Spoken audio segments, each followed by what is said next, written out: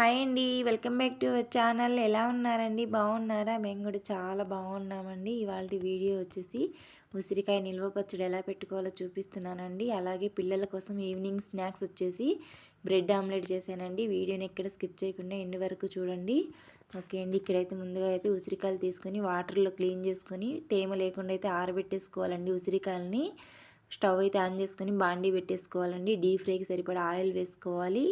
Oil వేడిన తర్వాత ఇప్పుడు ఒక్కొక్కటిగా వేసుకొని బాగా వేయించుకోవాలండి. రెండు వైపులా మంటని మీడియం ఫ్లేమ్ మీద పెట్టేసుకోవాలండి. ఓకే అండి. గోల్డెన్ బ్రౌన్ షేప్ వచ్చే వరకు ఉసిరికాయలని బాగా వేయించుకోవాలి. ఓకే అండి. మొత్తం ఇలాగే ఫ్రై చేసుకోవాలండి. చూడండి ఎంత బాగా వేగాయో, అసలు పట్టుకుంటే చాలు ఇట్లా ప్రెస్ చేయగానే అవి పగిలిపోతుంది. చూడండి అట్లా ఉండాలండి పచ్చడికి, అప్పుడు బాగుంటుంది. ఉప్పు కారం అనేది బాగా పట్టుద్దండి. ఓకే అండి. ఇక్కడైతే నేను ఒక టీ గ్లాస్ నిండా మెంతులు అయితే వేయించుకుంటున్నానండి. స్టవ్ అయితే ఆన్ చేసుకుని బాండీ పెట్టేసుకొని మెంతులు వేసుకొని బాగా ఫ్రై చేసుకోవాలండి. మాడిపోకుండా కలుపుకుంటూ ఉండాలండి. ఓకే అండి. ఇప్పుడు చల్లారిన తర్వాత మిక్సీ జార్లో వేసుకొని మెంతులు పౌడర్ పట్టుకోవాలండి. ఇప్పుడు మనం ముందుగా డీప్ ఫ్రై చేసుకున్న ఉసిరికాయలన్నీ ఒక బౌల్లో వేసుకొని ఒక టీ గ్లాస్ నిండా కారం, ఒక రుచికి సరిపడే సాల్ట్ వేసుకోవాలండి. ఒక పావు టీ గ్లాస్ నిమ్మరసం వేసానండి. మనం ముందుగా ప్రిపేర్ చేసుకున్న మెంతుల పౌడర్ని వేసుకొని బాగా కలుపుకోవాలండి. నేనైతే కారం కొద్దిగా లైట్గానే వేసానండి. మా పిల్లలైతే పచ్చడి పెట్టినప్పటి నుంచి ఇంకా అదే తింటూ ఉంటారండి. అందుకని కారం ఇది ఎక్కువ వేయలేదు. ఓకే అండి. ఇప్పుడు బాగా కలుపుకొని మనం ముందుగా డీప్ ఫ్రై చేసుకున్న ఆయిల్ ఉంది కదండి, ఆయిల్ వేసుకోవాలి. ఓకే అండి. ఆయిల్ వేసుకున్న తర్వాత కూడా బాగా కలుపుకోవాలండి. ఒకవేళ ఆయిల్ సరిపోకుంటే మళ్ళీ కొద్దిగా ఆయిల్ హీట్ చేసుకుని వేసుకోవచ్చండి, ఏం కాదు.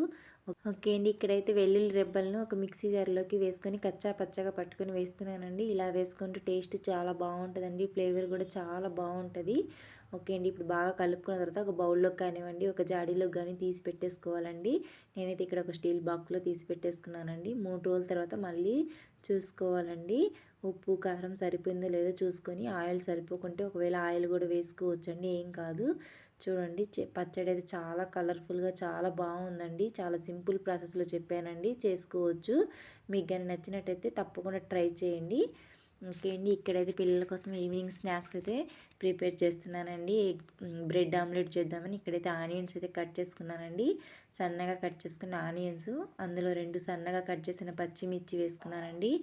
ఇప్పుడైతే రుచికి సరిపడా సాల్టు, రుచికి సరిపడా కారము, ఒక అర టీ స్పూన్ పసుపు వేసుకొని బాగా కలుపుకోవాలండి.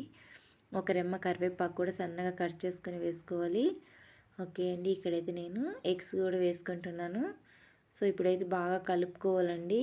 ఓకే అండి. బాగా కలుపుకొని పక్కన పెట్టేసుకొని ఇప్పుడు స్టవ్ అయితే ఆన్ చేసుకొని పెనం అయితే పెట్టేసుకోవాలండి. పెనం మీద ఇప్పుడు జస్ట్ లైట్గా బ్రెడ్ పీసెస్ పెట్టేసి లైట్గా రోస్ట్ లాగా చేసుకోవాలండి. టేస్ట్ బాగుంటుంది. 2 సైడ్స్ అలా రోస్ట్ లాగా చేసుకోవాలి.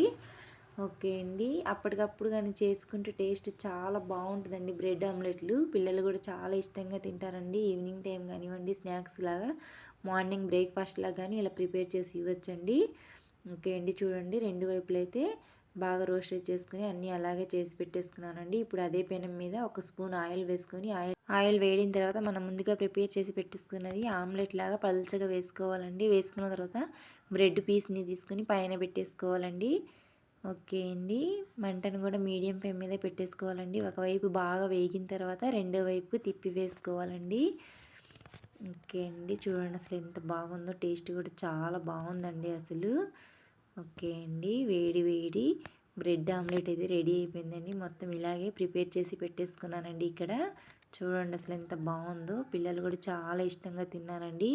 ఓకే అండి. ఈ వీడియోని ఎవరైనా కొత్త వాళ్ళు చూసినట్టయితే లైక్ చేయండి, షేర్ చేయండి, సబ్స్క్రైబ్ చేసుకోండి మా ఛానల్ని.